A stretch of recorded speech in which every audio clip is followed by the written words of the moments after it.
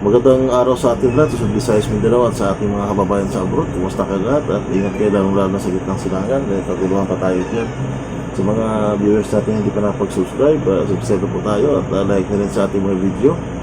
Sa ating FB, J. Musaso, sa TikTok naman natin is J. Musaso at sa kay TV123 para kung may mga bagong video ma-update kayo.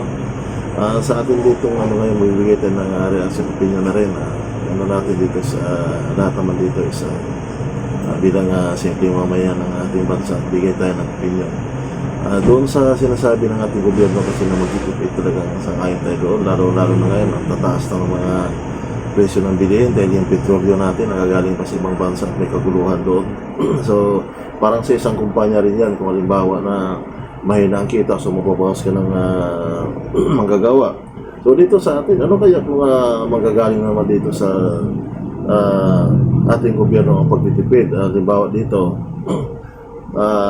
kung may maglakas loob lang ng ating mga mambabatas at magpanukalan ng batas para makatipid tayo sa sunod ng mga taon, bakit hindi natin gayahin ng Senado na 24 lang yung senador natin, tapos every 3 years, 12 yung pipiliin. Ganun na lang kaya gawin natin sa Kongreso dahil sa ating Kongreso naman, sa 300 plus sila ngayon. So, susumahin mo, ang sahod sa isang congressman is 285,000 hanggang 300 plus, depende sa posisyon nila. So, napakalaking katipiran.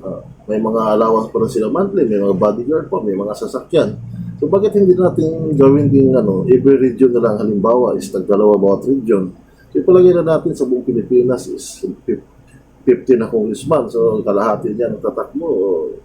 Every 3 years, kalahati ang tatakbo. So, malaking katipiran kasi kung susumahin mo halimbawa sa 300,000 bawat congressman, sa 50 congressman, nasa 15 million lang. So, ang laki ng katipiran. Tapos pagdating pa ng na monthly, ang lalaki ng mga allowance nila. So, ang nangyayari dito sa ating bansa, napakalaki nga sa mga politician pa lang, ang lalaki na ng mga labanan na pupunta sa kanila.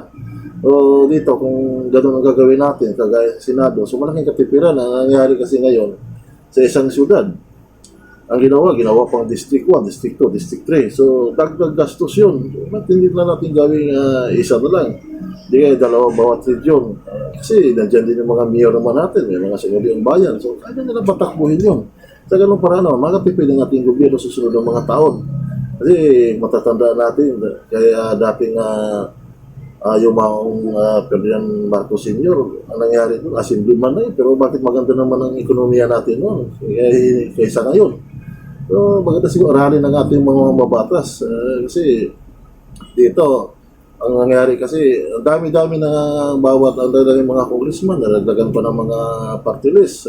Tapos sa isang samahan, magtatayo ng isang party list kasi kunyari, para sa mahirap. So pag sumahan natin, ang nasa likuran noon, mga kilalang politiko rin. At saka, mamayayaman, di naman din mahirap. So ginagamit lang So dito, wala naman tayong sa mga kongresista. Ano lang natin dito is kung pagtitipid ang pag-usapan siguro manggagaling sa ating gobyerno.